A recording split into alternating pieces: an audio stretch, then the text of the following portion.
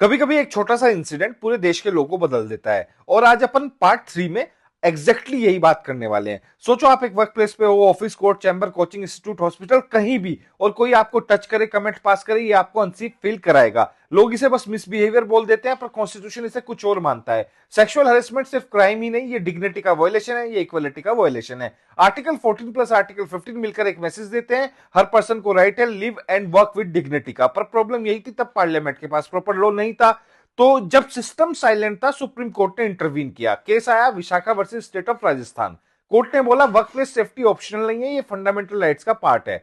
और फिर कोर्ट ने दिया विशाखा गाइडलाइंस, जो आगे जाकर वर्कप्लेस हरेसमेंट लॉ की फाउंडेशन बने। मतलब एक इंसिडेंट और कंट्री का लीगल फ्रेमवर्क चेंज हो गया। अब आते हैं एक नए ट्विस्ट पर। रिजर्वेशन सिर्फ कास्ट बेस्ड ही क्यों? कॉन्स्टिट्यूशन ने यहां एक नया गेट ओपन किया, आर्टिकल 15 क्लोज 6।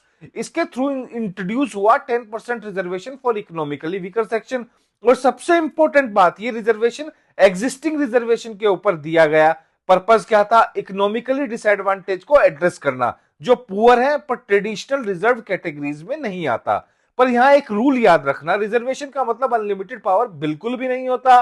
कोर्ट ने क्लियर बोला, नॉर्मल सिचुएशन में रिजर्वेशन 50% से ऊपर नहीं जा सकता। सिर्फ एक्स्ट्रा ऑर्डिनरी सर्कमस्टांसेस में ही कैप एक्सीड हो सकता है। लैंडमार्क केसेस से रिलेटेड याद रखना, Indira Svane versus union of India, जहां सुप्रीम कोर्ट ने इक्वलिटी और रिजर्वेशन का बैलेंस सेट किया।